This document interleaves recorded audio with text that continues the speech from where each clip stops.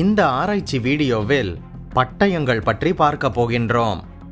வரலாற்றில் பட்டயம் எதற்கெல்லாம் பயன்படுத்தப்பட்டது, வேதாகமத்தில் எதற்கெல்லாம் இவர்கள் பயன்படுத்தினர், வேதாகம சம்பவங்களை வைத்து அகழ்வாராய்ச்சிகளில் இந்த பட்டயத்தை குறித்து என்னவெல்லாம் கண்டுபிடித்திருக்கின்றனர்.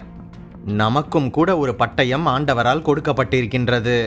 அந்த பட்டயத்தை நாம் எப்படி பயன்படுத்த வேண்டும் என்பது பற்றியும், ஒரு சுவாரஸ்யமான தகவலாகிய இந்த வாளை முதலில் கண்டுபிடித்தது, உபயோகப்படுத்தியது மனிதர்கள் அல்ல, நமது கர்த்தர் தான் பட்டயத்தை மனிதனுக்கு அறிமுகப்படுத்தினார் என்பதை வசன ஆதாரத்துடன் மற்றும் பல தகவல்களையும் விரிவாக இந்த பதிவில் பார்க்க போகின்றோம்.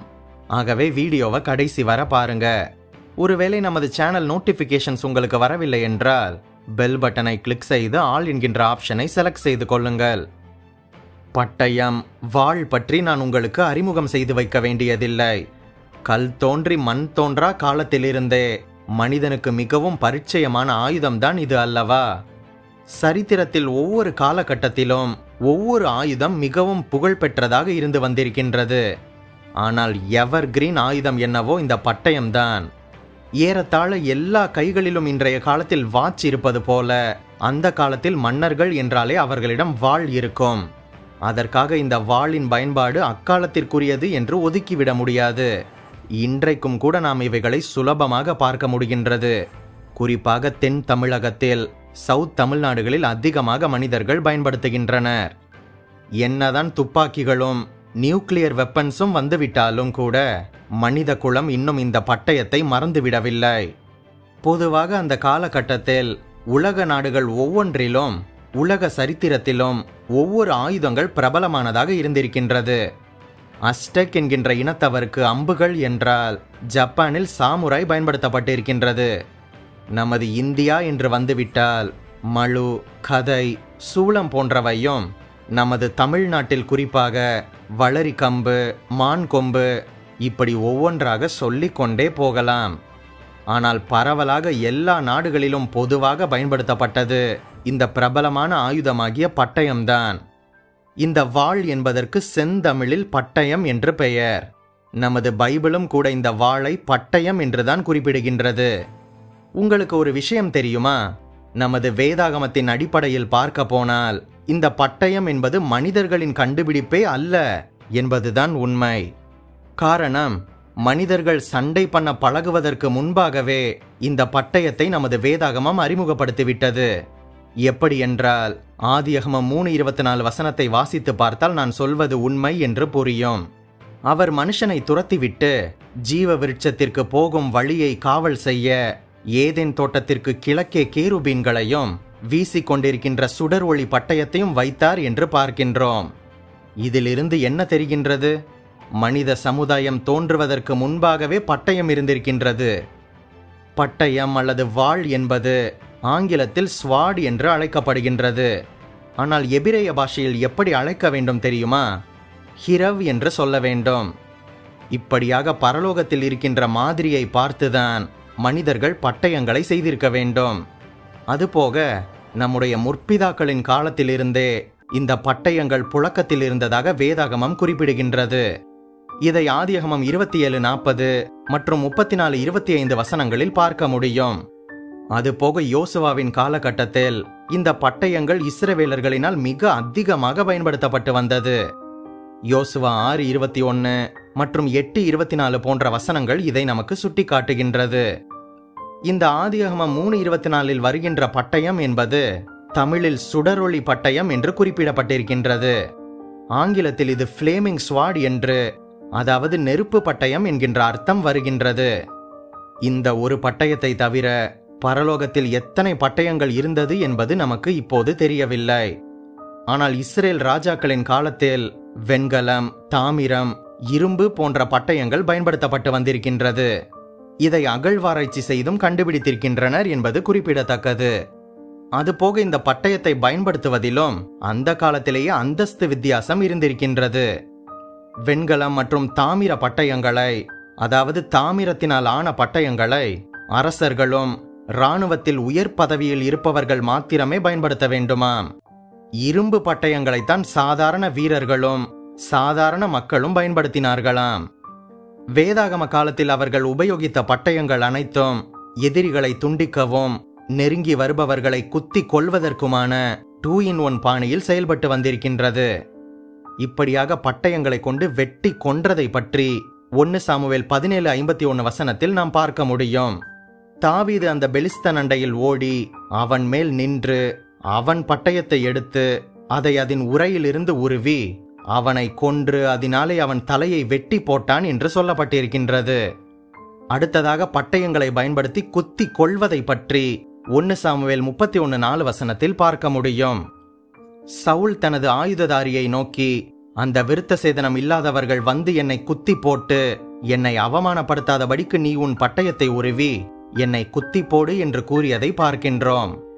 எனவே அந்த காலகட்டத்தில் இந்த பட்டயங்கள் மனிதர்களை வெட்டவும் மற்றும் குத்தவுமாக 2 வகையில் பயன்படுத்தப்பட்டு வந்தது. இந்த பட்டயங்களில் அரிவாள்கள் வேறு ரகமாக இருந்திருக்கின்றது. இதுவும் பட்டயம்தான், ஆனால் இது வெட்ட மட்டுமே பயன்படுத்தப்பட்டிருக்கின்றது. முனை கூர்மையாக இல்லாமல் வளைந்திருப்பதினால் இதை கொண்டு யாரையும் குத்தி கொள்ள முடியாது. அதுபோக வேதாகம கால பட்டயங்கள் அனைத்துமே பலதரப்பட்ட அளவுகளில் கலை நுணுக்கமான வேலைப்பாடுகளுடன் செய்யப்பட்டிருக்கின்றது. ஒருவேளை எதிராளி சாகும்போது கூட கலை ரசனையுடன் இருக்க வேண்டும், அவன் கலை ரசனையுடன் சாக வேண்டும் என்று கூட அவர்கள் நினைத்திருந்திருக்கலாம். சில பட்டயங்கள் நீளமாக இருந்திருக்கின்றது, சில பட்டயங்கள் குள்ளமானதாக இருந்திருக்கின்றது. இந்த குள்ளமான டுவார்ஃப் வகை பட்டயங்கள் அனைத்தும் குறுவாள்கள் என்று அழைக்கப்பட்டிருக்கின்றது. இந்த வகை குறுவாள்கள் பெரும்பாலும் நெருங்கி வரும் எதிரியை குத்தி கொள்வதற்கும் தூரத்தில் ஓடுகின்றவன் மீது வீசி எறிந்து அவனது முதுகில் குத்தவுமே பயன்பட்டு வந்திருக்கின்றது. கிபி 1958 கேசேர் பகுதியில் நடைபெற்ற அகழ்வாராய்ச்சிகளில் மிக ஏராளமான பட்டயங்கள் கிடைத்திருக்கின்றது. இந்த கேசேரை அகழ்ந்து பார்த்தவர் டாக்டர் எம் கென்யான் என்பவர். இவர் இந்த பட்டயங்களை குறித்து பல தகவல்களை நமக்கு கூறுகின்றார். பல பட்டயங்களை பல இடங்களிலிருந்து இவர் கண்டுபிடித்திருக்கின்றார். ஆனால் பெருவாரியான பட்டயங்கள் கிடைத்த இடங்களாக கேசேர் மற்றும் ஹிட்டி நகரமான ஹெப்ரோன், லாகாஷ், நூசி மற்றும் தேபே ஆகியவைகள்தான் என்று இவர் கூறுகின்றார். பட்டயங்கள் மட்டுமல்லாமல் பல அரிவாள்களும் கிடைத்திருக்கின்றதாம். பல பட்டயங்கள் குத்தி கொள்வதற்காகவே செய்யப்பட்டதுதான் கண்டுபிடிக்கப்பட்டிருக்கின்றது. அவற்றில் முனை மட்டும் வெகு கூர்மையாக இருந்திருக்கின்றது. 2வது வகையான பட்டயம் வெட்டி கொள்வதற்கென்றே ஒரு புறம் மட்டும் பிரத்யேகமாக தீட்டப்பட்டிருந்ததாம். அவற்றின் முனை வளைந்தும் இருந்ததாம். நாம் அரிவாள் என்று கூறுவோம் அல்லவா, அந்த கால ஆயுதங்களில் இது மிகவும் பொல்லாததாக இருந்திருக்கின்றது. ஒரே வீச்சில் தலையை பறந்து விழ செய்து விடுமாம். அதுபோக 3வது வகையாக ஒரு பட்டயம் வளைவில்லாமல் 90 டிகிரி நேராக இருந்திருக்கின்றது. அதுபோக இந்த பட்டயம் இருபுறமும் கூர்மையாக சாணை பிடிக்கப்பட்டு அதன் முனை கூர்மையாக வந்து முடிந்திருந்ததாம். இப்படியாக இருபுறமும் கருக்கான இந்த பட்டயங்கள் குத்தி கொள்வதற்காகவும் வெட்டி கொள்வதற்கும் என்று 2 வித பயன்பாடுகள் கொண்டவையாக இருந்திருக்கின்றது. இந்த இருபுறம் கருக்கான இந்த பட்டயத்தை கையாள மிகுந்த பயிற்சி வேண்டுமாம். கொஞ்சம் கவனம் பிசகி சுழற்றினால் கூட கையாள்பவனையே அது தலையறுத்து விடுமாம். போர்க்களத்தில் உயர் பதவியில் இருக்கின்ற வீரர்கள் தான் இதை பயன்படுத்தி இருக்கின்றனர். அதுபோக ராஜாக்களும் இதை பயன்படுத்தி இருக்கின்றனர்.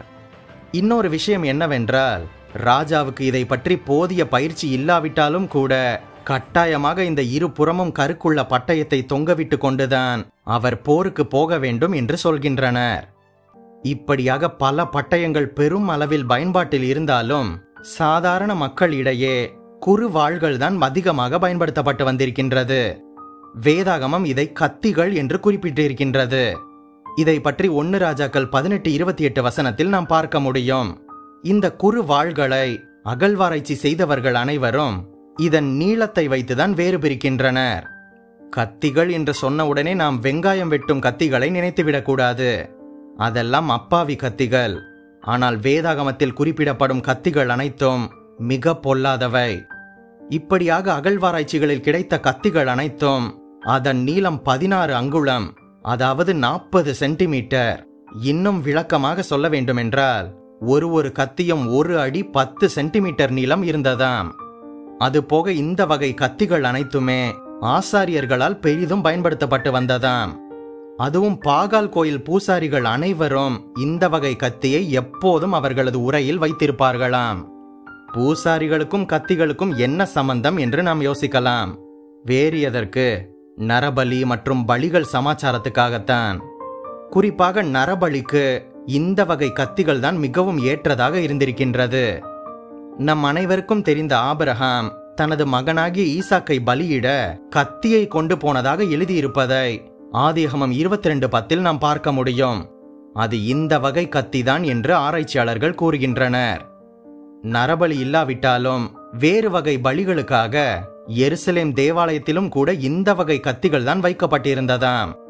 சாலமோன் கட்டிய தேவாலயத்தில் இந்த வகை கத்திகள் பொன்னினால் தங்கத்தினால் செய்து வைக்கப்பட்டிருந்ததாம்.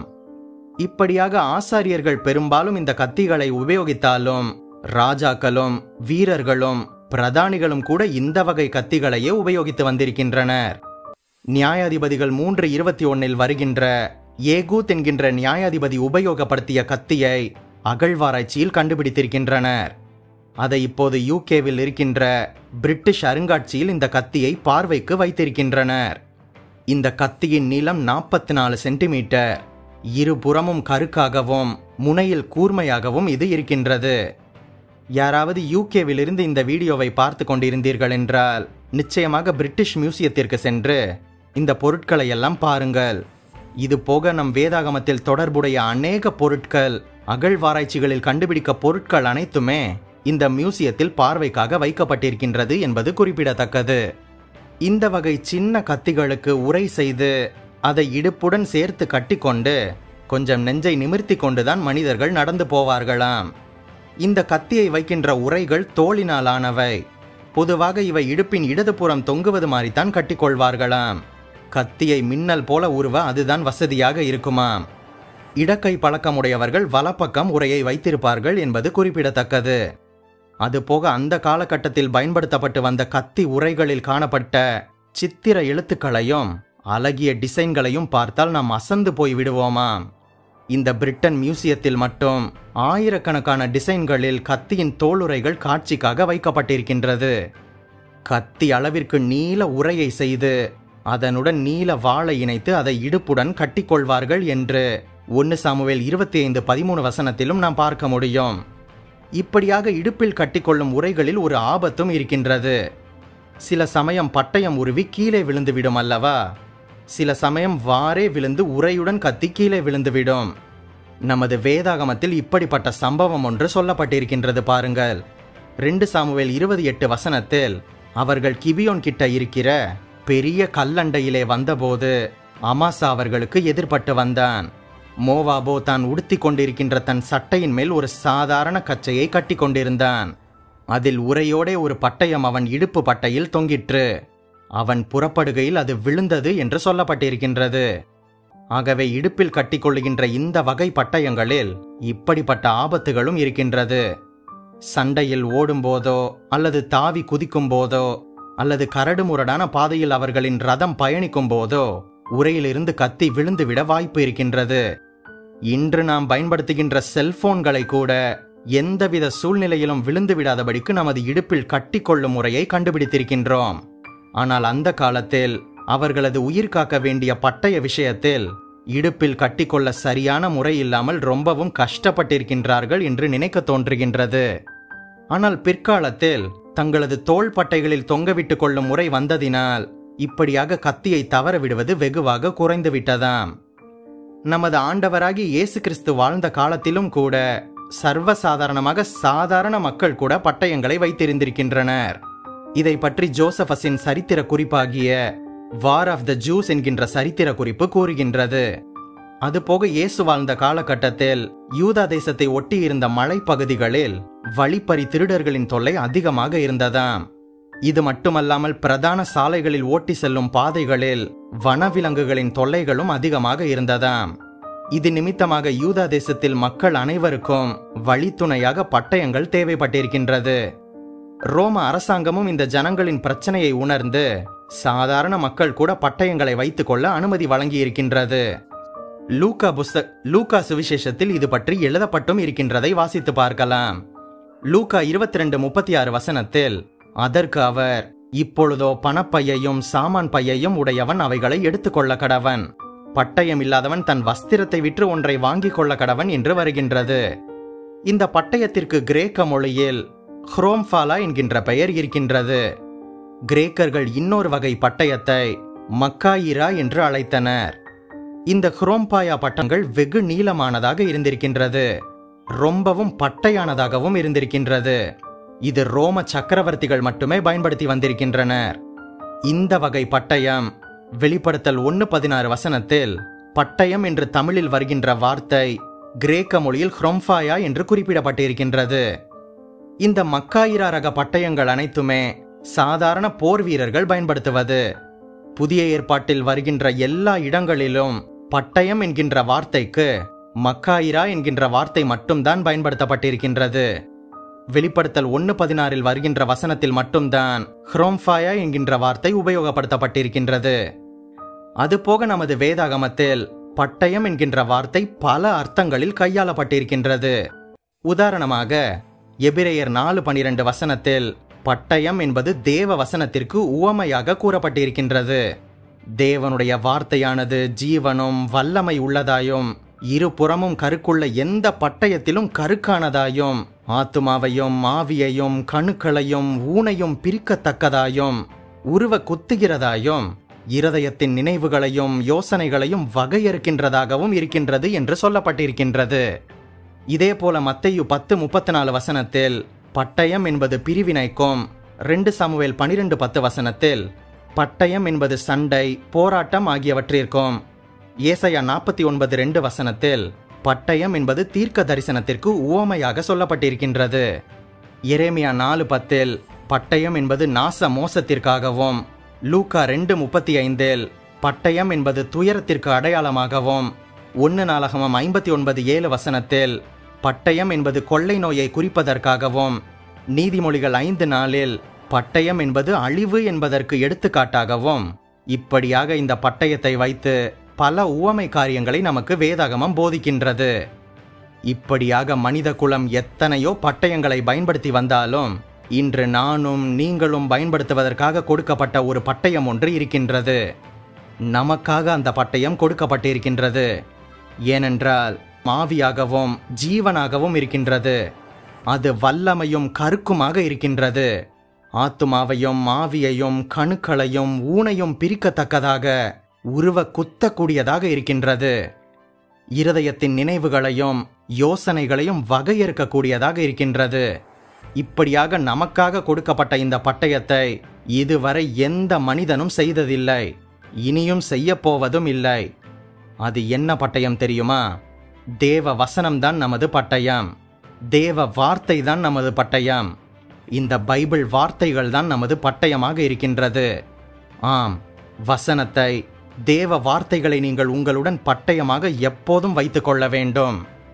நமது பாதுகாப்பிற்காக, நம்மை பாதுகாத்துக் கொள்வதற்காக இந்த வேத வசனமாகிய பட்டயத்தை நமக்கு கர்த்தர் கொடுத்திருக்கின்றார்.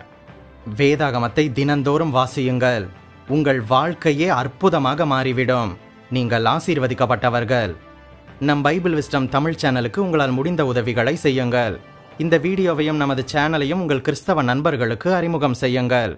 மேலும் பல வேதாகம தகவல்களையும் சத்தியத்தையும் அறிய நம் சேனல் பிளேலிஸ்ட் பக்கத்திற்கு சென்று மற்ற வீடியோக்களையும் பாருங்கள். மறுபடியுமாக சொல்கின்றேன், நீங்கள் ஆசீர்வதிக்கப்பட்டவர்கள்.